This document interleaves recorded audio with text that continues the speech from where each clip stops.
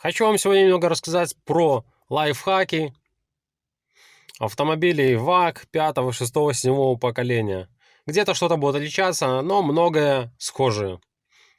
Мы будем рассматривать на примере Volkswagen Jetta 5 поколения с 2005 по 2010 года. И первое, о чем хотелось бы рассказать, возможно, кто-то не знал. Вот эта крутелочка у нас крутится. Что это такое за крутелочка? Это электронная регулировка зеркал. Правая, левая.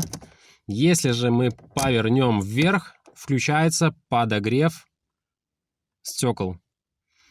Включается автоматический подогрев справа и слева. И работает он определенный интервал. По умолчанию ставится минут 15-20. Затем он сам отключается.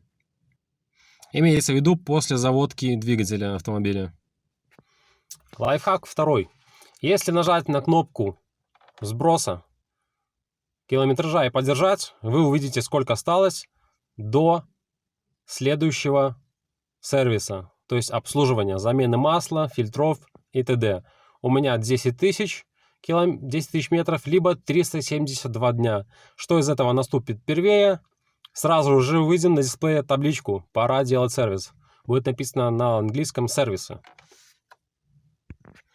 Лайфхак 3. Если одновременно зажать кнопочку Econ и обдув вверх, мы можем здесь увидеть на дисплее показания различных датчиков автомобиля. Что-то из известного расскажу. Например, 19. Смотрите, мы слева выбираем канал, а вот этой штукой выбираем второй канал. Например, 19.0 и 19.1 это скорость автомобиля в километрах и в милях, соответственно. 19.2 это сейчас моя температура радиатора. Вот она растет, я только что завел автомобиль. 19.3 это количество оборот. То есть вот 800. 800 оборот у меня сейчас. Их здесь очень много. Это различные датчики температуры, датчики давления и многое другое. Если вам интересно это, на сайте форума Volkswagen есть примерное описание известных каналов. Чтобы выйти из этого режима, нужно нажать кнопочку Econ. Вот мы вернулись в стандартный режим. Еще один лайфхак здесь же. Зажать одновременно Econ и обдув на себя, мы запускаем адаптацию заслонок. Это маленькие электродвижки, которые открывают-закрывают заслонки, чтобы выпускать воздух на ноги, на грудь, на обдув стекла. Заслонка рециркуляции, кондиционера. Все начинает автоматически регулировать.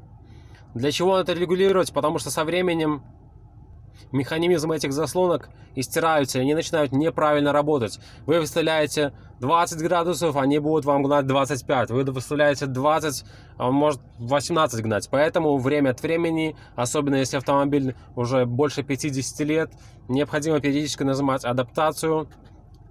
Проходит это буквально 10-15 секунд, и у вас все работает снова. В принципе, эту неисправность вы можете почувствовать. У вас начнется в автомобиле посторонний шум такой, как будто сверчки завелись где-то в панели, и вы не можете понять, откуда же они взялись. Так вот, это же эта печка. Нажимаем Econ плюс обдув на себя, 15 секунд, сверчки уходят навсегда. И еще один интересный лайфхак. Если мы стоим на аварийке, затем нам нужно тронуться, мы включаем поворот налево. Повернули поворот налево автоматически, аварийка выключается. Мы выехали на полосу движения, какую нужно. Выключаем поворот налево. Аварийка дальше продолжает работать, ее нужно выключить. Еще одной особенностью обладает автомобиль ВАГ 5-6 поколения, что здесь есть охлаждение, точнее кондиционер даже в бардачке. Вы можете сюда бросить холодную колу, фанту, пивасик, что угодно, и она здесь останется холодной. Главное не забыть включить, а затем выключить. Эта крутелка просто крутится влево-вправо, тем самым регулируется сильнее или слабее сделать холод.